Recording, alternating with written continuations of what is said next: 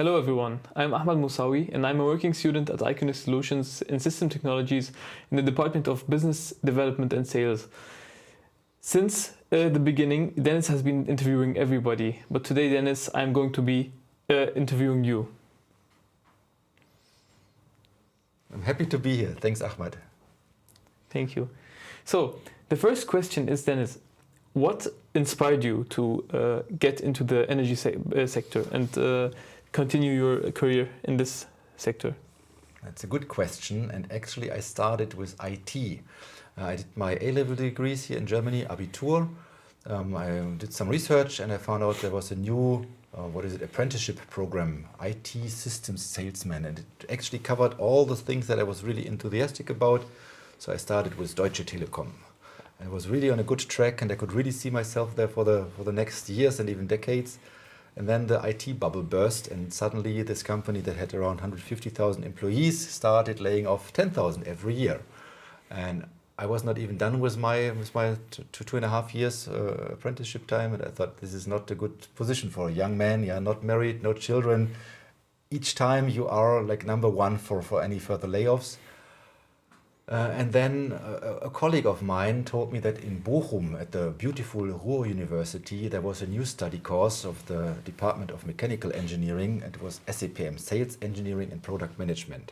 And it combined the mechanical engineering, but also with product management, with sales topics, with project management, and so on. And so I did some research about that, and that was definitely good for me. And I thought, energy, we will always need the energy. There's always a demand.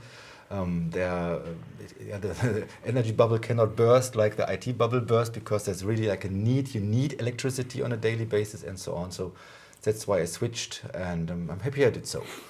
Nice. And since then you have been working with different technologies.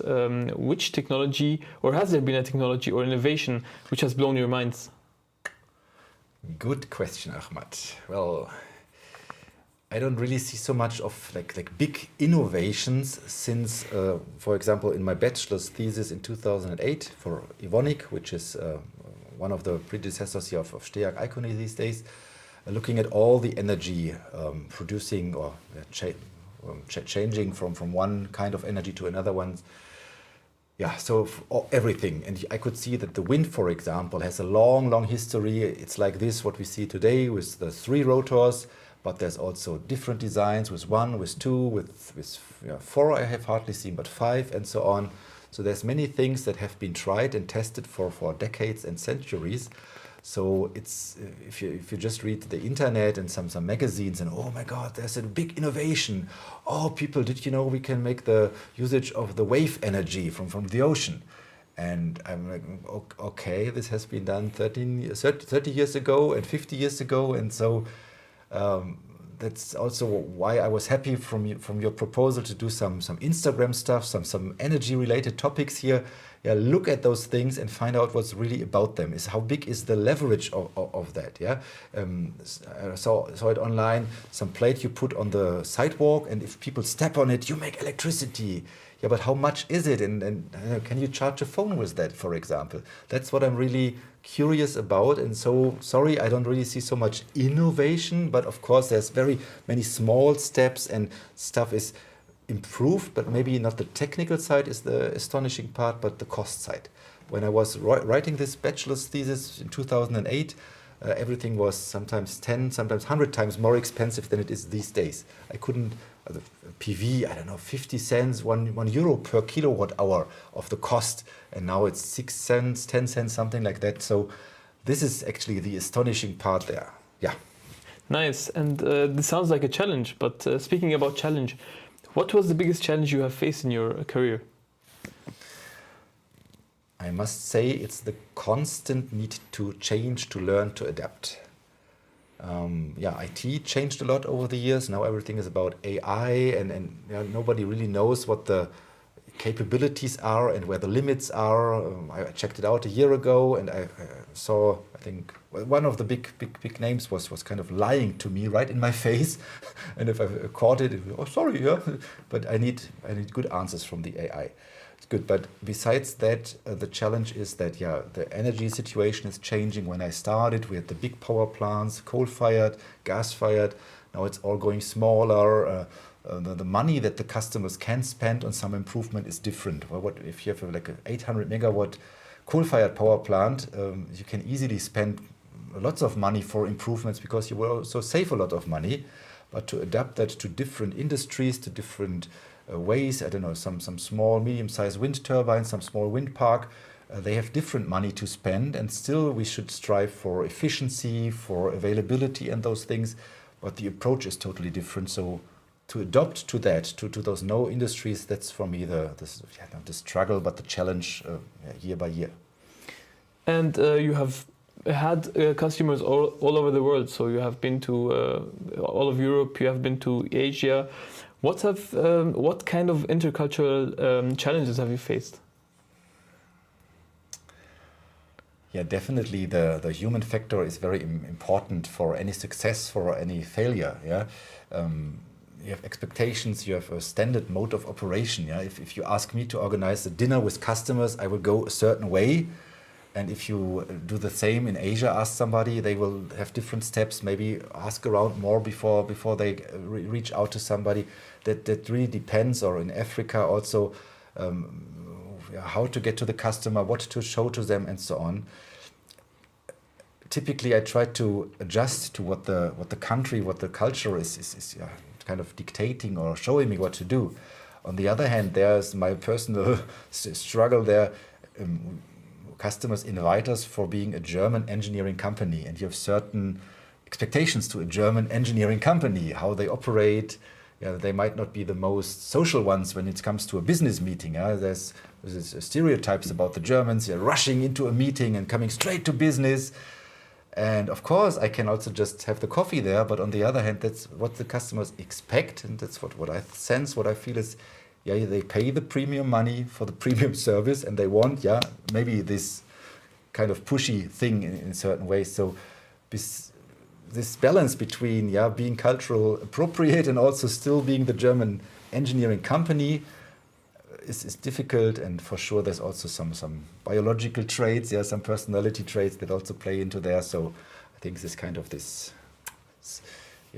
tied up thing is also very easy for me. Yes. Yes. So you have had many plans and you have crushed many goals. What is one achievement you would be proud of telling us? I'm super proud when I see after the project that everything worked out, what we discussed before. So typically it starts, the customer sees some need, they are reaching out, they don't know exactly what they need. So we look at different solutions, different approaches there. They talk to competitors of ours, and they might do some tender, and we have to show ourselves that we are the best fit for that. And then comes the project execution, which is done by my colleagues. Of course, I'm attending some meetings, I keep an eye on that, but overall, the execution is for me nothing to worry about. I know it's in good hands and everything will work out. And then when it's done at some point, I'm super happy then to see that what the pain the customer had in the beginning is actually solved. And when the customer is then happy with his decision, with us, with what they achieved, what they learned, and then they come to our biannual user conference and they share what they have done and what they have achieved, that's actually my biggest pleasure then to see, and also to say, you know, like this was an issue 5 years ago, you were worried about that, we did our solution for that work, I don't know, some contract condition or some technical thing, and yeah, that's actually my highlight. Okay, and you've spoken about SCPM and this mix of mechanical engineering and managerial or even sales aspects. How has this changed your perspective on the energy sector? For me, SCPM was a great preparation. So the sales engineering and product management in Bochum was a new study course that was supposed to cover a certain amount of engineering, mechanical engineering knowledge or power plant engineering, all those things, but also some sales perspective, some project management perspective. And for me, that was an interesting bundle. Also, we learned about different technologies. I listened to more lectures than I was required to. I learned about all the energy generation ways there are. And that was very helpful to be kind of this general guy for everything. Yeah, not the specialist for the specific issues, but be able to find what helps best for the customer, what is the best solution. And for example, I was with the company for about 4 or 5 years, and then we acquired the Polytech here from Essen as well. And they were going into the cement industry for many years, very successful, some hardware, high efficiency, SNCR, so the very, very strong tools.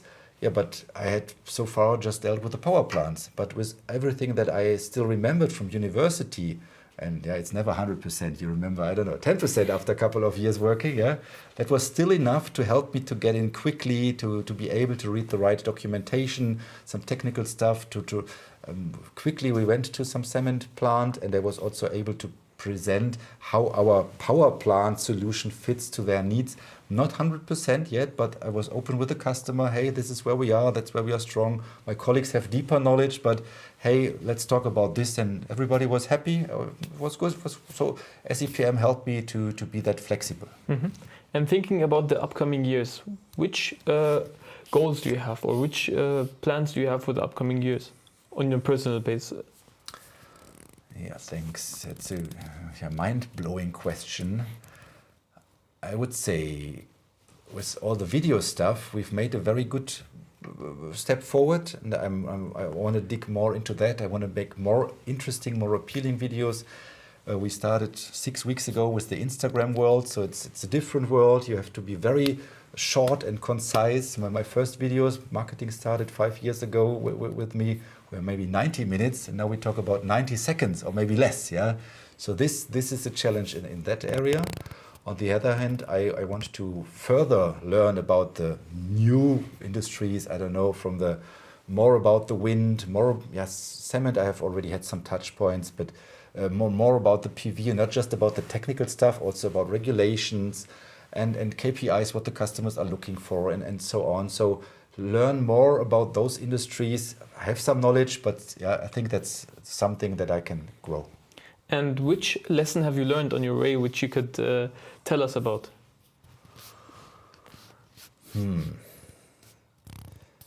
Yeah, I think persistence is important. Yeah, if you start with something, it's a learning curve. It's painful sometimes, but yeah, keep going. Understand. If I just talk about the video stuff, we are here in the studio right now, but yeah, the will and the ability to understand. So even if there's in a live webinar some technical issues, we can just solve it now. So that is one example. Same for commercial topics, for legal topics. Persistence there to understand it on your own, and then you can also find solutions and explain to others. I think that is what I would recommend. I think that's key to many things. Yeah, persistence in all those things that the job requires. I agree. And so the energy sector is a fast-changing, adapting sector, and from on a daily basis. And how do you keep up with the change? So do you have any routines, or how do you go on? Well, besides conferences where you learn about new things, new trends. Those presentations that are available, Endit, for example. I've just been to Endit in Asia, learned about some new trends, yeah, but then you have to take it home, read more about that, talk to colleagues, and that's also what is strong in our company. We do very different things. Today we just had a dinner with different people from trading, from contracting, where you learn what's currently going on in Europe, in Germany, with the industry-sized customers. So what I just mentioned some minutes before, that I want to improve my knowledge about, that there's colleagues that are already very deeply in there, so I just need to listen and ask. And also here, whenever they come for video recording, I always learn a lot. So yeah, just find out what's currently going on and learn as much as I can. That's my approach. And maybe this would help with the next question, which would be to the 18-year-old Dennis. How would you inspire the 18-year-old Dennis to get into this energy sector? Yeah, that could definitely be a shortcut there. I mean, I mentioned the IT first.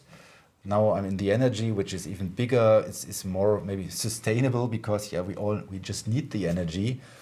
So this, and also this looking into camera stuff, video stuff, social media, not from a influencer point of view, but from a sales point of view. What can I do? What do I need to improve, and so on.